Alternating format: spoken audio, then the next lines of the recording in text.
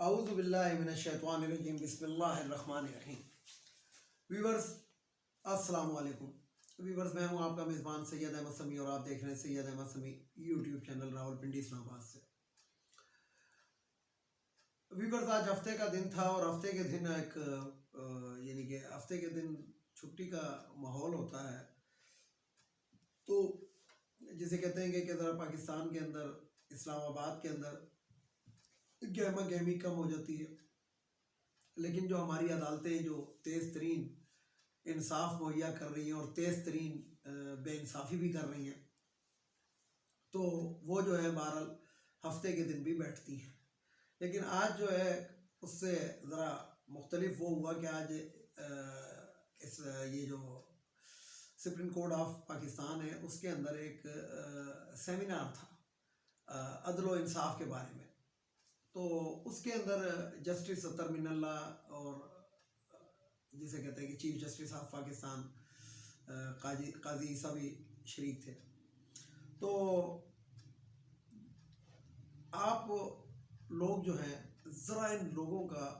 دوغلا اور مکروہ چہرہ ذرا پہچاننے کی کوشش کریں کہ آج وہی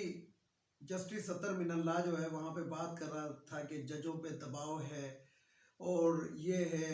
اور جس کی وجہ سے منظور نظر فیصلے دیے جا رہے ہیں اور پسند اور ناپسند کی بنیاد پر فیصلے دیے جا رہے ہیں۔ تو بات یہ ہے کہ یہ وہی جسٹس اطہر من اللہ ہے کہ جب عمر عطا بندیال چیف جسٹس تھے، یعنی کہ زیادہ پرانی بات نہیں ہے، 2-3 مہینے 4 مہینے پہلے کی بات ہے، تو اس وقت یہ بینچ میں سے اٹھ گئے تھے۔ یعنی کہ وہ جب اس نے کوشش کی تھی الیکشن 90 دن میں کرانے کی، تو یہ شخص بینچ پہ سے اٹھ گیا تھا اور بالکل نظر آ رہا تھا کہ جو سپریم کورٹ آف پاکستان ہے وہ ڈیوائیڈ ہوا ہے۔ کس بات پہ ڈیوائیڈ ہوا ہے کہ 2 گروپ بنے ہوئے۔ یہی جسٹس اطہر من اللہ تھا جو جسے کہتے ہیں کہ کیا ان کے جب یہ اسلام آباد ہائی کورٹ کا چیف جسٹس تھا تو کیا یہ فطانیت نہیں ہو رہی تھی؟ کیا یہ ظلم نہیں ہو رہے تھے؟ کیا پاکستان کے اندر یہ جو چادر اور چار دیواری کا تقدس پامال ہو رہا ہے یہ نہیں ہو رہا تھا؟ لیکن جب انہوں نے میڈیا کے سامنے اور عوام کے سامنے آنا ہوتا ہے تو یہ اپنے آپ کو ایسے ثابت کرتے ہیں کہ بس یہ ابھی مکے اور مدینے کی فلائٹ سے اترے اور ان سے نیک اور پارسا کوئی بندہ نہیں ہے۔ تو بات یہ ہے اور کہ یہ مکروہ چہرے ہیں جو لاکھوں روپے میں تنخواہیں لیتے ہیں، لاکھوں روپوں کی مراد لیتے ہیں، گھر سے دفتر آنے کے لیے گاڑیاں، بیگموں کی شاپنگ کے لیے گاڑیاں، علاج کے لیے بہترین قسم کے ڈاکٹرز کے پینلز کے اوپر ہوتے ہیں، بہترین قسم کی میڈیسن اور یہ وہ ہر چیز، لیکن فیصلہ دیتے ہوئے یہ آئین کو جسے کہتے ہیں کہ پامال کرتے ہیں۔ اور جسے وہ جو ایک لفظ ایجاد ہوا تھا کہ بادی النظر ایک لفظ ایجاد کیا تھا یہ سپریم کورٹ نے، اور ایک یہ ہوا تھا کہ جناب جسے کہتے ہیں کہ وقت کے مطابق یعنی کہ اس کو دیکھ کے فیصلے دیے۔ یہ وہی ججز ہیں کہ جو بیٹھ کے اطہر من اللہ کے ریمارکس وہ آپ کو یاد ہوں گے کہ جب یہ عدالت کے اندر وہ بل ایک پیش ہوا تھا اس کے اندر قومی اسمبلی کے اندر عدالتوں کو دائرہ کار میں لانے کا، اور یہ اس بینچ کے اندر فل کورٹ کے اندر سب سے زیادہ دلائل یہی دے رہے تھے کہ کیا منتخب نمائندے جو ہوتے ہیں وہ ہم غیر منتخب لوگوں کو، ہم ججز کو وہ یہ مطلب ہم ان کو یہ کر سکتے ہیں، نااہل کر سکتے ہیں، اور کس طریقے سے ان تمام نے مل کے نواز شریف کو اہل کیا، کس طریقے سے اس کے تمام مقدمات ختم کیے، کس طریقہ یہ اس وقت سپریم کورٹ کے جج نہیں تھا کہ جس ٹائم سر عام عدالت اٹھ کے اسلام آباد ایئرپورٹ پہ بائیو میٹرک کرانے کے لیے جاتی ہے اور اس کو سرکاری پروٹوکول ملتا ہے گا، اور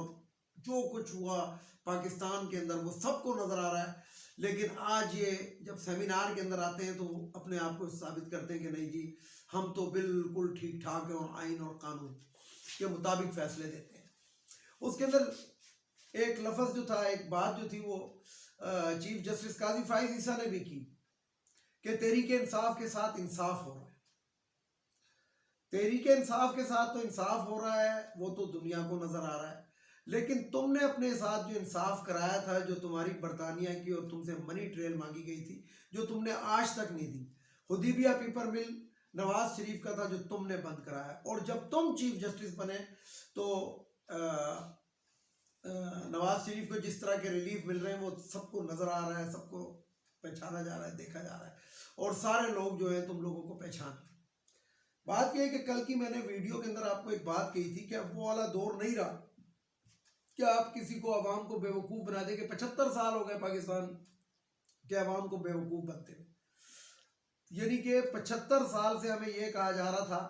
کہ مجیب الرحمان غدار تھا، 2 لاکھ بنگالی غدار تھے، انڈیا جو تھا اس نے یہ کیا، اور ہماری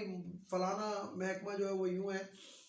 پاکستان کی تاریخ کے اندر 3 ججز ایسے گزرے ہیں جن کا نام آج بھی جسے کہتے ہیں کہ عزت کی نگاہ سے دیکھا جاتا ہے۔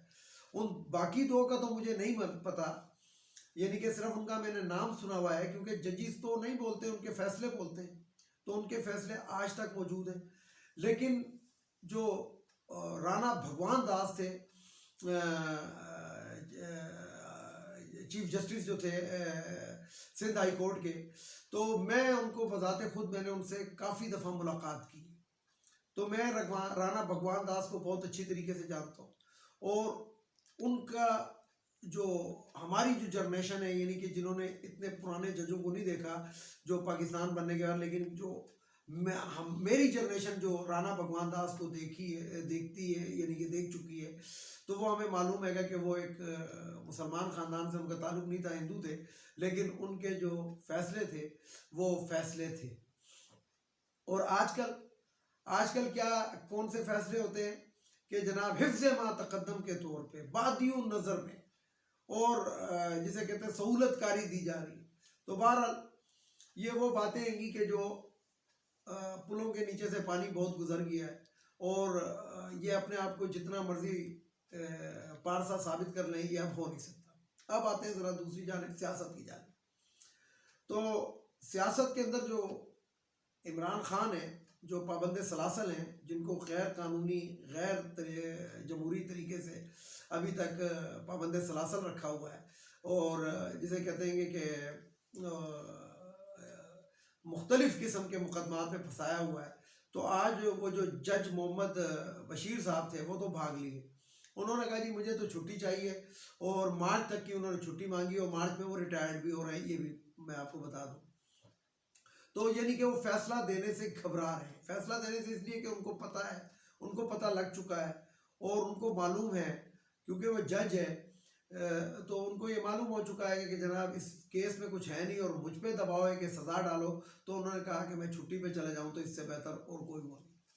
تو بہرحال یہ انہی عدالتوں کا، انہی ججز کا، اسی بیوروکریسی کا کام ہے کہ ایک پاکستان کی سب سے مقبول ترین سیاسی جماعت کو کریش کرنے کی کوشش کی جا رہی ہے، اور کر رہے ہیں، اور یعنی کہ ان سے سنبل ان کا چھین لیا، سب کچھ ان کا چھین لیا۔ عمران خان کو دیکھیں، اس نے حکومت بھی اپنی گئی، اس کی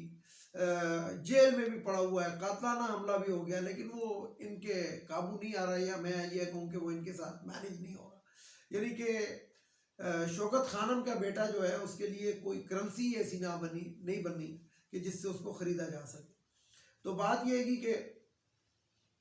جو ججز ہیں وہ اپنا رونا پیٹ رہیں گے کہ جناب ہم کچھ نہیں کر رہا، یہ وہ، لیکن دوسری طرف جو دلیر لوگ ہیں، جو دلیر ججز ہیں، وہ فیصلہ دیتے ہیں، اور وہ اس چیز سے قطعی نہیں گھبرا رہے، لیکن جو مینج ہوئے ہیں، جن کے داڑھیوں میں تنکے ہیں، وہ ادھر بھی رونے رو رہے ہیں اور ادھر بھی رونے رو رہے ہیں۔ اور ان کی داڑھیوں میں تنکے ہیں، میں آپ کو بتا رہا ہوں، جن کی داڑھی میں تنکا نہیں ہوتا وہ نہیں روتے۔ جسٹس ستر من اللہ کی کتنی ملاقاتیں نواز شریف کے ساتھ ہیں، قاضی فائز عیسیٰ کی تو بات ہی چھوڑ دیں۔ اور دوسری بات یہ ہے کہ پاکستان کے الیکشنوں کا یہ رونا روتے ہیں ججز، تو پاکستان کے اندر جتنے بھی الیکشن ہوئے ہیں، جب ہر چیز کا کام، یعنی کہ سپریم کورٹ کا کام ہے ہر چیز کے اوپر نظر رکھنا، اور عدل اور انصاف مہیا کرنا، اور آئین کی پاسداری کرنا اور امپلیمنٹ کرنا، جب وہی غیر آئینی، غیر قانونی اقدامات کر رہے ہیں، تو پھر دوسروں کو آپ کیا کہیں گے؟ تو خان جو ہے وہ ڈٹا ہوا ہے، اور خان کی جو مقبولیت ہے وہ اب میرا خیال ہے کہ کلین سویپ کی پوزیشن میں آ گئی۔ تو کلین سویپ تو یہ نہیں کرنے دیں گے، کیونکہ میں آپ کو بتاؤں کہ ایک بہت ہی خوفناک قسم کا انہوں نے پلان بنایا ہے نون لیگ والوں نے. اچھا یہ نون لیگ والے آج تک الیکشن اب جو نظر آ رہے ہیں یہ جیتے نہیں ہیں, یہ مینج کر کے آتے ہیں, یہ خرید کر آتے ہیں, یہ کیونکہ اور 10 روپے خرچ کرتے ہیں تو بعد میں 100 روپے کمانے کے لیے. تو بات یہ ہے کہ ان کا بہت ہی خطرناک پلان ہے, اور جس کا آج عملی مظاہرہ ہم نے دیکھا ہے کہ انٹرنیٹ جو تھا 7 بجے سے لے کے 7:30 پونے 8 بجے تک بہت سلو کر دیا گیا ہے, کچھ علاقوں میں بند کر دیا گیا. تو جنگ لڑی جائے گی 8 فروری کو. لیکن یہ میں آپ کو بتا دوں پاکستان پیپلز پارٹی اور پی ٹی آئی کے لوگ ذرا اپنا بندوبست کر لیں کہ اس تاریخوں کو 7، 8 اور 9 ان تاریخوں کو انٹرنیٹ بھی بند کیا جائے گا یا بالکل سلو کر دیا جائے گا, کچھ علاقوں سے غائب کر دیا جائے گا. وہ کیوں کہ یہ جو مار دھاڑ کریں گے 8 فروری کو, دہشت گردی پھیلائیں گے, وہ وائرل نہ ہو سکے. اور پکا ان کا پروگرام ہے کہ اب بیلٹ پیپر کے اوپر بھی دھاندلی کی جائے. ویڈیو کو لائک کریں, شیئر کریں, سبسکرائب کریں, بیل آئیکن کے بٹن کو ضرور دبائیں تاکہ میری نیکسٹ ویڈیو آپ کو مل سکے. اجازت چاہتا ہوں. پاکستان زندہ باد.